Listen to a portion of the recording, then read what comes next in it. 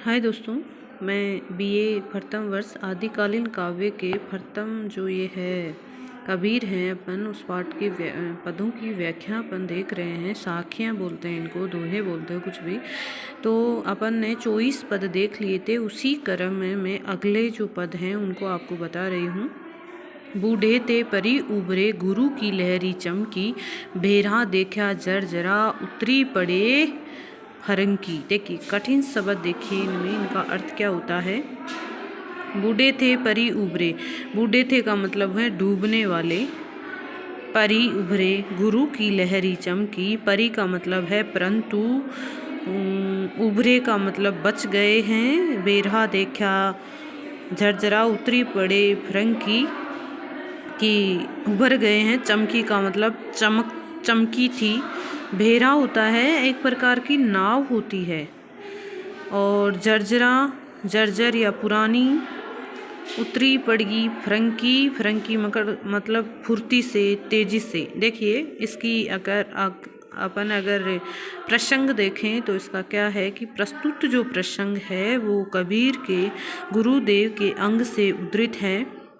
कबीर ने कर्म कांड छोड़कर जिस प्रकार सतगुरु की शिक्षा से अपना उद्धार किया है कि कबीर गुरु ने हमें ना कर्म कांडों से अलग रहकर ज्ञान दिया है, और जो ज्ञान वो हमें देता है बस उसी ज्ञान के द्वारा हमारे जो सतगुरु जो शिक्षा है उसी से अपना उद्धार होता है। और यही बात का यहाँ पे वर्णन किया गया है कि सच्चा गुरु वही होता है जो आपके व्यक्तित्व का निर्माण करे, आपको सही शिक्षा दे। ऐसा नहीं कि किताबी ज्ञान दे दिया और बस हो गया। देखिए कवि कहता है, मैं तो बूढ़े ते परी उभरे, कि मैं सांसारिक माया मोह के बंधन पर उलझा हुआ था। परी उभरे गुरु की लहरी चमकी, कि मैं सांसारिक माया मोह के बंधन में उलझ कर कर्म कांड रूपी नाव के ऊपर सवार होकर इस संसार रूपी समुद्र को पार करने का प्रयत्न कर रहा था।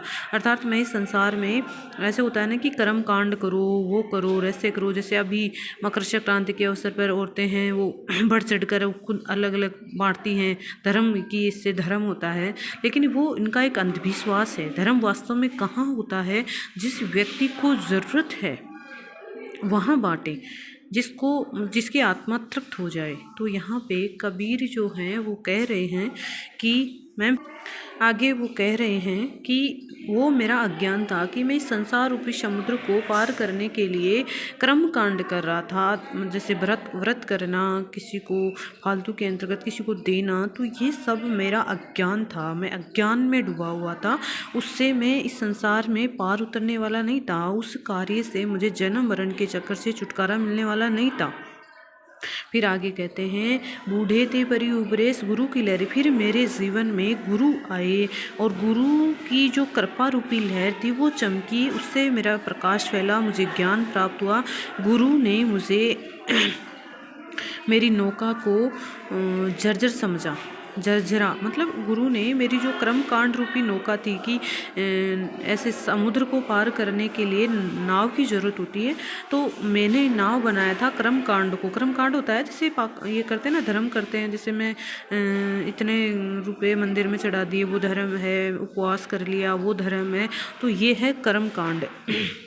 अर्थात वो कहना चाहते हैं कि कबीर कर्म कांडों को अपनाए हुए थे। उन्हें ज्ञात नहीं था कि इसे भव सागर से पार जा सकता है या नहीं, जन्म मरण से मुक्त हुआ जा सकता है या नहीं, कि मैं एक ऐसे कार्य कर रहा था जिससे जन्म मरण से छुटकारा मिलना आसान नहीं था। इसीलिए कबीर कह रहे हैं कि मेरे गुरु ने मेरे ऊपर कृपा करके मुझे ज्ञान दिया, और उस ज्ञान से मैं संसार रूपी समुद्र से पार उतरने वाला हूँ। और उसी ज्ञान पाकर ही मैंने इस संसार में जो पाखंड है उनको छोड़ दिया है करना। तो ये है कि मतलब इस पद में कबीर कहते हैं कि सतगुरु के द्वारा जो मार्ग अपन को बताते हैं उस मार्ग पर चलने से ही हमें मोक्ष की प्राप्ति हो सकती है। और जो हमें सतगुरु है वो ईश्वरीय कृपा से ही मिलते हैं, ऐसे नहीं मिलते। अगला पद है, गुरु गोविंद तो एक है, दूजा यहू आकार, आपा पेट जीवत भरे तो पावे करतार। देखिए कठिन शब्द देखिए इसमें। गुरु गोविंद तो एक है, दूजा का मतलब है यहाँ पे दूसरा, यहू का मतलब यह है, आकार, आपा, पेट, जीवत, मरे। आपा का मतलब होता है अहंकार, और करतार का मतलब कर्ता धर्ता कौन, ईश्वर है। तो प्रसंग तो आपको बताने की आवश्यकता नहीं है, प्रसंग में जो नीचे लाइन लिखते हैं फिर भी मैं बता ही देती हूँ क्या लिखना है। प्रस्तुत जो साखी है कबीर के गुरुदेव के अंग से उद्धृत है। इसमें कबीर गुरु गोविंद का परिचय कराने के कारण, इसमें कबीर जो है वो भगवान का परिचय कराने के कारण गुरु को बड़ा महत्व देते हैं। और वो कहते हैं कि गुरु ही जो है वो हमें ईश्वर प्राप्ति करने के लिए अहंकार का त्याग करना आवश्यक है। इसी बारे में उन्होंने इसमें बताया। कबीरदास जी कह रहे हैं गुरु गोविंद तो एक है, कि गुरु और जो गोविंद है उसमें किसी प्रकार का कोई भेद नहीं है, वे दोनों एक ही हैं। दूजा यऊ आकार, उनमें किसी प्रकार का कोई भेद नहीं है, वो एक दूसरे से भिन्न नहीं है, वो एक ही हैं, बस उनमें आकार का और उपाधि का फर्क है। गुरु साकार है, ईश्वर निराकार है। मतलब गुरु दिखाई देते हैं, ईश्वर अपन को दिखाई नहीं देते, वो हर कण कण में विद्यमान है। आगे कह रहे हैं आपा मेट जीवत परे तो पावे करतार। यदि व्यक्ति अपने जीवन में खुद जीते जी अहंकार को मिटा देता है, आपा मतलब अहंकार को मिटा देता है, तो वह ऐसी स्थिति में जीवन में मरण प्राप्त करता है। मतलब उसको जन्म मरण का जो चक्कर है उससे छुटकारा मिलता है व्यक्ति को। मतलब जो खुद के मन में अहंकार होता है कि मेरे पास ये है, तेरे पास ये नहीं है, मेरे पास आज ये है, तू तेरे पास ये नहीं है। तो हो सकता है कल वो चीज़ दूसरे के पास हो, वो आपके पास नहीं हो। तो इसमें ये है कि इन चीज़ों का आपको अहंकार नहीं करना चाहिए।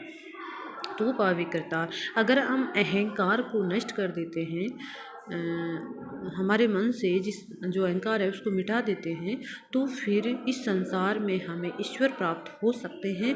ईश्वर की प्राप्ति में, भगवान की प्राप्ति में अहंकार जो है वो सबसे बड़ी बाधा माना गया है। कबीर ने इस पद में यही बात समझाई है।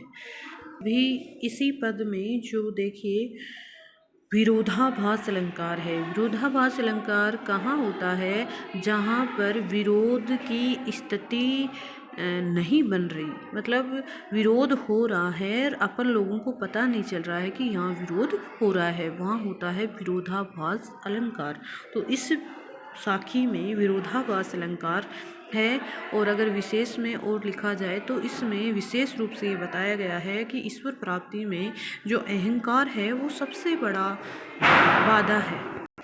अगला है 28वें नंबर का जो दुआ है वो देखिए, 28वें है, कौन सा है, 27वें नंबर का। तो उसमें देखिए क्या है, इसमें जो 26वें में जो अलंकार है वो विरोधाभास अलंकार इसमें नहीं है, अगले वाले पद में है। जो 26वां पद है उसमें विरोधाभास अलंकार नहीं है, अभी मैंने आपको बताया, वो अगले वाले पद में है। थोड़ा मेरा ध्यान गलत रहा, उसके लिए मैं क्षमा प्रार्थी हूँ। इसमें अतिशयोक्तिपूर्ण अलंकार है। आगे देखिए 27वां, कबीर सतगुरु ना मिला रही अधूरी शीश, स्वांग जति का पहरी करी गरी गरी मांगे भीस। देखिए वो क्या कह रही है, यहाँ पर कह रहे हैं कि कबीर सतगुरु ना मिला रही अधूरी शीश। शीश का मतलब यहाँ पे है शिक्षा, सीख, शीश मतलब शिक्षा या सीख। आगे है स्वांग का मतलब है वेशभूषा। जति का पहरी करी, जति का मतलब यहाँ पे सन्यासी है, और भीस का मतलब है भीख। देखिए इसमें क्या है कि कबीर जो इस प्रस्तुत जो पद है वो कबीर के गुरुदेव के अंग से अवतरित है या लिया गया है। इसमें बताया है कबीर ने, इस पद में विशेष रूप से ये बताया है कि कबीर जो वो कह रहे हैं कि गुरु के बिना ना तो हमें ज्ञान मिलता है और ना ही हमें शिक्षा मिल सकती है। ये बात इन्होंने इसमें बताई है। कह रहे हैं सतगुरु ना मिला रही अधूरी शीश, की इस संसार में जो सतगुरु है वो हमें सौभाग्य से प्राप्त होता है।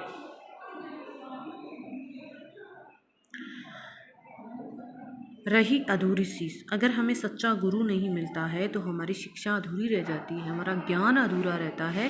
स्वांग जति का पहरी करी, घरी घरी मांगे बीस। देखिए, व्यक्ति सन्यासी का वेश धारण करके घर घर भिक्षा मांगता है, वो हमारा ज्ञान नहीं है।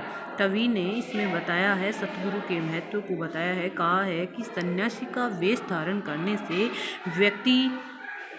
सन्यासी का वेश धारण करना तो व्यक्ति के हाथ में है, किंतु ज्ञान तो गुरु से ही प्राप्त हो सकता है। सन्यासी का वेश धारण करने से तुम्हें ज्ञान नहीं मिलने वाला है, ज्ञान तो गुरु ही दे सकता है। इस पद में कबीर ये कह रहे हैं कि महत्व ज्ञान का होता है, वेशभूषा का कोई भी वो नहीं होता, महत्व नहीं होता है। यहाँ पर अनुप्रास और पुनरुक्ति प्रकाश अलंकार है। तो दोस्तों, अभी ये मैंने बताया था आपको कि 26वें जो पद है उसमें मैंने आपको विरोधाभास अलंकार बताया था, और वो ही है उसमें। फिर से मेरे को थोड़ा सा हो रहा है डाउट। इसमें 26वें जो साखी है उसमें विरोधाभास अलंकार है, 27वां जो है उसमें अनुप्रास अलंकार है, और अभी अपन पढ़ेंगे 28वां। कह रहे हैं, सतगुरु साचा सूर्य लिया, ताते लोही लुहार, कसणी दे कंचन किया, ताई लिया तत्सार। देखिए क्या है, सतगुरु का मतलब गुरु है ही, सच्चा सूरवा, सूरीवा का मतलब है सच्चा सूरवीर, ताते का मतलब तप्त या गर्म, लोही का मतलब लोहे को, कसनी दे कंचन किया। कसनी होती है कसौटी, जिस पर सोने की परख की जाती है, सोने सच्चा है या मतलब सोना, मतलब सोना जो आभूषण होता है उसको वो सच्चा है या उसमें मिलावट है, इसकी परख की जाती होती है कसौटी। कंचन का मतलब होता है खरा सोना। ताही लिया तत्सार, ताही लिया का मतलब है सुरक्षित रखा, तत्सार का मतलब सार तत्व है। देखिए क्या है, प्रस्तुत जो साकी है वो कबीर के गुरुदेव के अंग से उद्धृत है। कवि ने बताया है कि सतगुरु ही है जो दोषों को दूर कर शिष्य में सारत्व बना के रखता है। कबीर सतगुरु द्वारा शिष्य की भलाई के लिए किए गए कार्य पर प्रकाश डालते हुए कह रहे हैं क्या कि सतगुरु सच्चा सूरी व ताते लोही लुहार, कि सतगुरु इस संसार में सच्चा सूरवीर होता है। और वो बताते हैं कि सतगुरु शिष्य के मन में जो भी विकार हैं उनको वो दूर करता है। जिस प्रकार एक लोहा मतलब सतगुरु जो है अपने शिष्य में विकारों को दूर करने में लुहार और सुनार की तरह कार्य करता है। जिस प्रकार एक जो लोहार होता है वो लोहे को तप्त करने के लिए पीट कर उसको अपनी इच्छा के अनुसार आकार देता है। लोहार होता है ना, लोहे को पीट करके अपनी इच्छा के अनुसार उसको आकार देता है। और सच्चा सूरवीर जो गुरु है वो भी अपने शिष्य रूपी शिष्य रूपी लोहे को साधना रूपी अग्नि में तपाकर इच्छानुसार मोड़ देता है। बहुत ही अच्छा रूपक अलंकार है इसमें कि यहाँ पर कि जिस प्रकार लोहे को तपा कर वो अच्छा आकार देता है लोहार, ठीक वैसे ही गुरु भी अपने शिष्य रूपी लोहे को साधना रूपी अग्नि में तपाकर उसे अपनी इच्छा अनुसार मोड़ देता है। कसनी दे कंचन किया, ताही लिया तत्सार। आगे वो कह रहे हैं कि गुरु जो होता है वो सोने की कसौटी पर अपने शिष्य को परख कर उसके भीतर में जो सार तत्व होता है उसे रख देता है, उस शिष्य को खरे सोने की तरह बना देता है। उसी प्रकार सतगुरु जो है वो शिष्य के सारे दोष दूर करता है। जिस प्रकार सुनार जो है वो सोने को खरा सोना बना देता है, ठीक वैसे ही सतगुरु भी अपने शिष्य में सारे दोष दूर कर देता है, उसके भीतर के जो ज्ञान है उसको बचा लेता है। अब देखिए इसमें अनुप्रास अलंकार है, रूप अतिशयोक्ति अलंकार भी इसमें है, और तो क्या है, मतलब इसमें लुहार और सुनार का उदाहरण देकर सतगुरु के जो महत्व है उसके बारे में बताया गया है। अगला है, थापणी पाई तिथि बही, सतगुरु दीनी धीर, कबीर हीरा वणंजिया मानसरोवर तीर। देखिए क्या है इसमें, थापणी का मतलब होता है स्थापना, गुरु द्वारा शिष्य को दिया गया जो धैर्य होता है उसके लिए यहाँ पे आया है थापणी। आपाई तिथि वही सतगुरु धीनी धीर, तिथि मतलब स्वरूप में निष्ठा पैदा करना, सतगुरु धीनी धीर, धीर का मतलब धैर्य। हीरा वणजिया, हीरा वणजिया मतलब हीरे का व्यापार। मानसरोवर तीर, चैतन्य का प्रतीक यहाँ पे है मानसरोवर। तो अभी इसका अर्थ देखते हैं अपन। तो 29वें नंबर का जो दुआ है वो देखिए, इसमें प्रसंग एक ही है, वो एक ही बात रटी हुई बात है।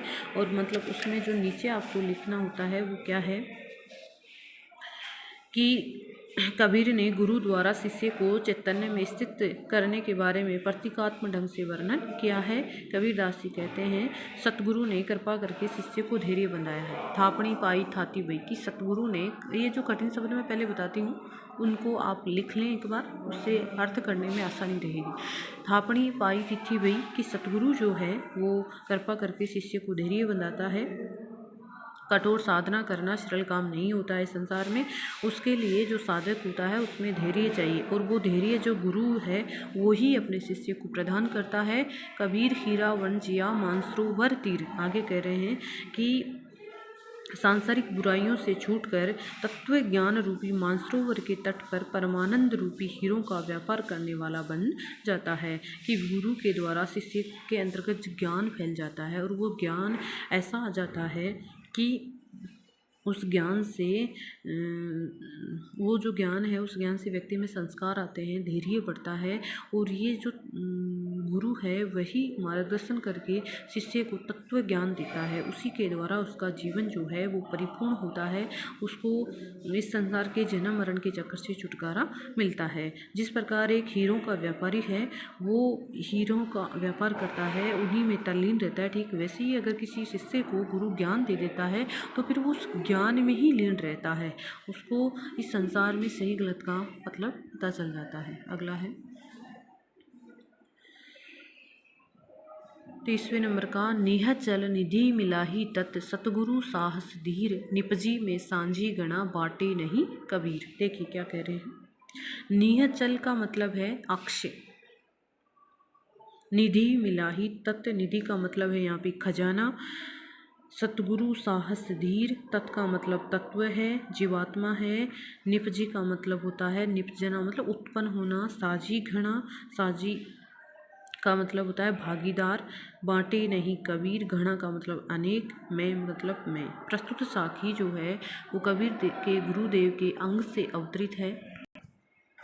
अभी इसमें जो कबीर है वो कह रहे हैं कि इस संसार में जो जीवात्मा है उसको परमात्मा से मिलाने में, उस परमात्मा के साथ में मिलने से जो आनंद की प्राप्ति होती है, जिसे व्यक्ति आनंद जो है इस संसार में बांटता है, और उस आनंद को प्राप्त करने वाला जो है वो किसी को देना नहीं चाहता। मतलब जिस इस संसार में जो व्यक्ति है ना उसको उसकी आत्मा जो जीवात्मा परमात्मा से मिल जाती है, और परमात्मा से मिलने पर उसे जो आनंद की प्राप्ति होती है वो आनंद वो अन्य किसी को नहीं देना चाहता।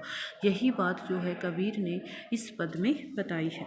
कबीर दासी कह रहे हैं क्या कि सतगुरु ने निहचल विधि मिलाई तिथि, सतगुरु साहस धीर। कि देखिए सतगुरु ने धैर्यपूर्वक साधना के दौरान जीवात्मा रूपी तत्व को परमात्मा के आनंद रूपी खजाने से संयुक्त कर दिया। अर्थात साधना के समय सतगुरु ने मेरी जीवात्मा को परमात्मा के साथ में सम्मिलित कर दिया है, जिससे मुझे आनंद की प्राप्ति हुई है, और ऐसे आनंद की प्राप्ति मुझे आज तक कभी नहीं होती, और हर गुरु अपने शिष्य के साथ यही करता है।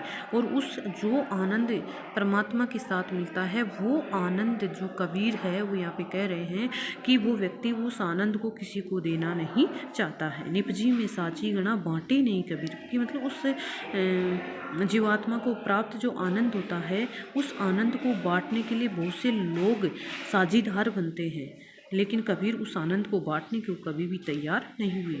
कबीर दास जी यहाँ पे कहना चाहते हैं कि परमात्मा के साक्षात्कार का आनंद प्रत्येक को साधना से ही अनुभव होता है, कि परमात्मा का ज्ञान प्रत्येक व्यक्ति को साधना के द्वारा ही मिलता है, ऐसे नहीं मिलता है। ना तो किसी को दिया जा सकता है, ना ही किसी दूसरे से प्राप्त कर सकता है। गुड़ को गुड़ मतलब अर्थात देखिए उदाहरण के गुड़ खाने वाला ही गुड़ के स्वाद को बता सकता है। अब गुड़ का नाम लेते हैं कहीं आपके मुँह में लार पड़ जाए, कोई बात नहीं, घर बैठे हो सभी खा सकते हैं आप, कि गुड़ को खाने वाले गुड़ का स्वाद मिठास अनुभव वही प्राप्त कर सकता है। ऐसे पता नहीं चलता है कि मैं गुड़ खा ही नहीं रही हूँ, आप गुड़ खा रहे हो तो आपको ही तो पता है ना उस गुड़ का स्वाद। तो कबीर यही कहना चाहते हैं कि जिसने परमात्मा के साथ संबंध स्थापित कर लिया उसी को ही ज्ञान प्राप्त, उसी को ही आनंद प्राप्त होता है, अन्य किसी व्यक्ति को आनंद की प्राप्ति नहीं होती। और उस आनंद को है ना दूसरे के साथ में अपन शेयर भी नहीं कर सकते हैं। अब इसमें जो है वो अनुप्रास अलंकार का यहाँ प्रयोग हुआ है। आगे देखिए 31वें नंबर का है, चौपड़ी मांडी चौहटे अरद उरद बाजार कहे कबीरा राम जन खेली संत विचार। देखिए चौपड़ी का मतलब होता है चौसर, होता है एक प्रकार का खेल होता है, उसके लिए आया है यहाँ पे। मांडी का मतलब होता है मांडना, मंडित करना, सजाना। चौहटे का मतलब होता है चौराहे, चौराहे के ऊपर मांडने मांडे जाते हैं। अरद उरद बाजार, अरद का मतलब नीचे, उरद का मतलब ऊपर की तरफ। देखिए प्रस्तुत साखी कबीर देव के गुरुदेव के अंग से उद्धृत है। कबीर दास जी यहाँ पे कहना चाहते हैं कि जो चौसर का खेल होता है ना उसके माध्यम से कबीर ने ज्ञान के बारे में बताया है। क्या कह रहे हैं देखिए कि कबीरदास जी कह रहे हैं कि बाहों के मध्य जो त्रिकुटियों का स्थान होता है ना मस्तक के ऊपर भुजाओं के बीच में, वहाँ पर चौसर बिछाई गई है, साधना रूपी चौसर। कि जिस प्रकार चौसर का जैसे एक बार अर्थ देखिए फिर मैं समझाती हूँ कि भुजाओं बाहों के मध्य त्रिकुटी पर साधना रूपी चौसर बिछा दी गई है और उसके नीचे ऊपर बाजार लगा हुआ है जहाँ वस्तुओं का क्रय विक्रय होता है। ऊपर के बाजारों से तात्पर्य अन्य चक्र से और नीचे के बाजार से होता है आज्ञा चक्र। और जब ये चक्कर पूरे होते हैं तभी व्यक्ति को साधना की प्राप्ति होती है। तो यहाँ पर कबीर ने जो है इस संसार को चौसर के खेल के समान बताया है कि जो चौसर के खेल में उलझ जाता है वो उसी में उलझता हुआ रहता है। और यहाँ पर इस चौसर के खेल में साधना को समाहित किया है। ठीक है कि बाजार के अंदर के चौसर का खेल जो है वो खेला जाता है। ठीक वैसे ही संसार रूपी बाजार को पार करने के लिए चौसर रूपी साधना को अपनाना पड़ता है अर्थात। और उस साधना के माध्यम से ही हमारे मस्तक के अंतर्गत जो अज्ञान रूपी चक्र हैं वो खुल जाते हैं। और संत चौसर यानी साधना को सावधानी से स्वीकार करने के लिए उन्होंने कहा है। और कबीर कहते हैं कि सुरती शब्द योग अपनाने का सुझाव दे रहे हैं। ये समझ में नहीं आया होगा आपको थोड़ा सा, मतलब चौसर खेल के माध्यम से कह रहे हैं कि जिस प्रकार चौसर खेल होता है तो उसके लिए मांडने बाजार में इधर उधर चौखटियों के ऊपर मांडे जाते हैं और फिर जो चौसर का खेल है वो खेला जाता है। कबीर यहाँ पर यही कह रहे हैं कि इस संसार में राम का जो नाम है वो चौसर के खेल के समान है और सभी संतों को उस राम के नाम को अपनाना चाहिए, सतगुरु को अपनाना चाहिए, वही हमें इस संसार से मुक्ति दिला सकते हैं। आगे है पासा पकड़ा प्रेम का। अनुप्रास अलंकार सभी में है लगभग, तो इसमें देख लीजिएगा आप। एक तो अनुप्रास अलंकार है और इसमें ये बताया है मतलब साधना से संबंधित वर्णन किया है। और त्रिकुटी होती है, अपने जो टीका लगाते हैं ना, अपना बिंदी लगाते हैं, वो वाला स्थान है, उसको त्रिकुटी बोला गया है। उसके लिए बताया कि यहाँ पर साधना करने के लिए नाड़ियाँ होती है, सुषुम्ना नाड़ियाँ ये जो होती हैं उनको मतलब साधना के वक्त काम में लिया जाता है, उसके लिए यहाँ पे कहा गया है। तो यहाँ पे देखिए पासा पकड़या प्रेम का, सारी किया शरीर सतगुरु दाव बताइया खेले दास कबीर। पासा मतलब होता है चौसर के खेल में काम में आने वाली हाथी के दांत है, उसके 6 टुकड़े होते हैं, वो होता है पासा। मैं हाथी के दांत से बने हुए होते हैं। चौसर के खेल में काम में आने वाले होते 6 टुकड़े होते हैं और हाथी के दांत से बने हुए होते हैं, उसको कहा जाता है पासा। सारी भी होती है क्या कि चौसर का कपड़ा होता है, उसे बिसात कहते हैं, उसके लिए यहाँ पर सारी शब्द का प्रयोग हुआ है। तो यहाँ पर कह रहे हैं कबीर प्रस्तुत जो साखी है वो गुरुदेव के अंग से उद्धृत है। इसमें त्रिकुटी के ऊपर जो 64 रूपी साधना की जो चौसर बिछाई गई है, सुरती शब्द योग अपनाने की बात कबीर ने इस पद में कही है। कबीरदास जी कहते हैं, पासा पकड़ा प्रेम का, कि मैंने प्रेम की गोटी पकड़ी। गोटियाँ होती है ना, खेल के अंदर काम में आती हैं गोटियाँ, कि मैंने प्रेम की गोटी पकड़ी है। और शरीर रूपी बिसात, बिसात मैंने बताया ना आपको कि सारी जो है वो बिसात मतलब चौसर खेलने के समय जो कपड़ा बिछाया जाता है नीचे, उसके लिए आया है कि मैंने शरीर रूपी चौसर जो है त्रिकुटी रूपी साधना के ऊपर शरीर रूपी चौसर को बिछा दिया है। सतगुरु दावा बताइया खेले दास कबीर, वहाँ सुरती शब्द योग अपनाने की बात कही है। उसी में यहाँ पे कह रहे हैं कि मैंने शरीर रूपी बिसात पर सतगुरु द्वारा बताए गए दाव से प्रेम और भक्ति रूपी चौसर खेल रहा हूँ, कि संसार में प्रेम और भक्ति रूपी चौसर खेल रहा हूँ, अर्थात मैं भगवान से प्रेम करता हूँ और जो भक्ति रूपी खेल है मतलब भगवान की भक्ति करता हूँ, वो खेल इस संसार में मैं खेल रहा हूँ। कबीरदास जी चौसर के खेल के माध्यम से यहाँ बताना चाहते हैं कि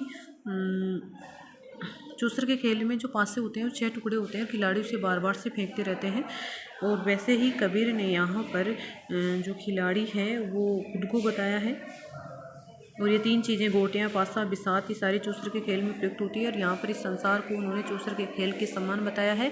और इस चौसर के खेल में अपने की जो जीत है वो गुरु ही जो है वो करा सकता है, अन्य कोई नहीं करा सकता।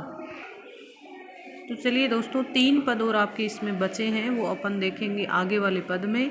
आज के लिए इतना ही, धन्यवाद। उम्मीद करती हूँ आपको ये वीडियो समझ में आया होगा, आपके लिए यूज़फुल है। लाइक कीजिए, कमेंट कीजिए और सब्सक्राइब कीजिए। धन्यवाद।